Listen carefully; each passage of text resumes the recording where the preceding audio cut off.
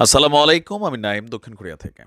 ফেসবুকে আমাকে দেখছেন বা ইউটিউবে দেখছেন। ইমো চালাচ্ছেন, হোয়াটসঅ্যাপ চালাচ্ছেন, ভাইবার চালাচ্ছেন। যেকোনো কিছুই চালাচ্ছেন, প্রত্যেকটা জিনিসের একটা পাসওয়ার্ড কিন্তু আপনার লাগছে।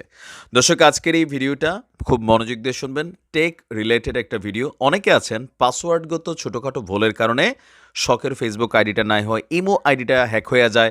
অনেক ধরনের ঝামেলায় পড়েন না? তারপর এটা নিয়ে নানান ধরনের ঝামেলা হয়।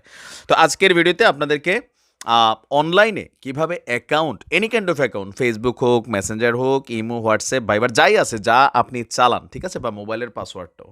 তো সেই ক্ষেত্রে আপনি কি সিস্টেমে পাসওয়ার্ডটা সেট আপ করবেন, ছোট্ট কিছু পরিবর্তন আনবেন বা অলরেডি অনেকে জানেন, তো আমি তারপর আপনাদেরকে জানানোর চেষ্টা করছি। পাসওয়ার্ড যদি আপনি সঠিকভাবে বানাইতে পারেন তাহলে হ্যাকিং হওয়ার চান্সটা এটা চলে আসে একদম 0%-এই। যেকোনো অ্যাকাউন্টকে সুরক্ষিত করার জন্য দরকার হচ্ছে কয়েকটি বিষয় মাথায় রাখবেন।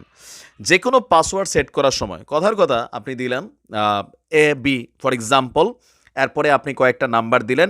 তো অনেকে আছে এরকম দিয়ে ফেলে, আবার অনেকে আছে শুধুমাত্র মোবাইল নাম্বার দিয়ে ফেলে। অনেকে আছে ধরুন আপনার আইডির নামটা হচ্ছে নাইম, আমার আইডির নাম নাইম, তা আমি পাসওয়ার্ডে যে নাইম লিখলাম, অথবা আমার বউয়ের আইডির নাম লিখলাম, ছেলে মেয়ের লিখলাম। এই কাজগুলো যারা করেন তারা হচ্ছে প্রথমত বোকামি করেন। ফোন নাম্বার দিয়েও যারা আইডির পাসওয়ার্ড সেট করেন তারাও বোকামি করেন। তো করা উচিত কি, যে কোনো পাসওয়ার্ড সেট করার সময় অবশ্যই স্পেশাল কিছু ক্যারেক্টার রাখবেন, যেমন @। আপনি যখন কিবোর্ডের বাটনে টিপ দিবেন দেখবেন যে @, একটা চিহ্ন আছে, হ্যাশ আরেকটা চিহ্ন আছে।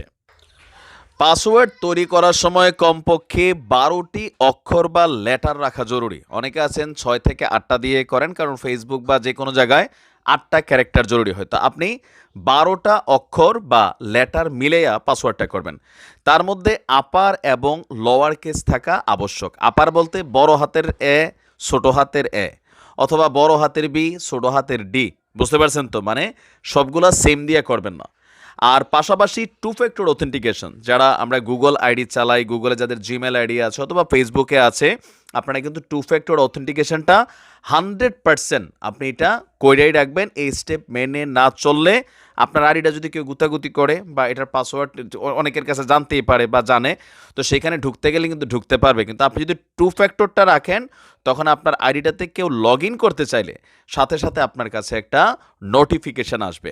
আর পাশাপাশি এই টু ফ্যাক্টর অথেন্টিকেশনের নোটিফিকেশনটা, যে ফেসবুকে আপনার একটা মেসেজ পাঠাবো, এটা পাঠানোর বেশ কয়েকটা সিস্টেম আছে। আপনি জিমেইল অথবা যেই মেইলটাই আপনি চালান সেটারও অ্যাক্টিভ রাখবেন।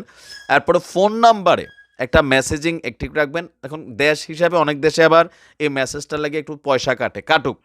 এরপরে মেসেঞ্জারও আপনার কাছে একটা মেইল, মানে কি বলো, যে টেক্সট আসে। তো অনেকে এই বিষয়গুলো বোঝেন না, বিশেষ করে পাসওয়ার্ড। কখনো নিজের নামে, নিজের ফোন নাম্বারে পাসওয়ার্ড ক্রিয়েট করবেন না, পরিবারের কারো নামে, প্রতিষ্ঠানের নামেও করবেন না।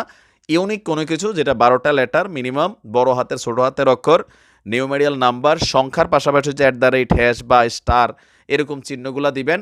তবে পাসওয়ার্ডটা বানাইয়া এটা আবার যে কোনো জায়গাতে একটু লেখা রাখেন, এমন জায়গা যাতে কেউ না দেখে, মোবাইলের ভিতরে না, তাহলে তো মোবাইল লক হলে আবার নিজেই খুলতে পারবেন না। আশা করি ভিডিওটা আপনাদের কাজে লাগবে। ভালো থাকুন। আসসালামু আলাইকুম।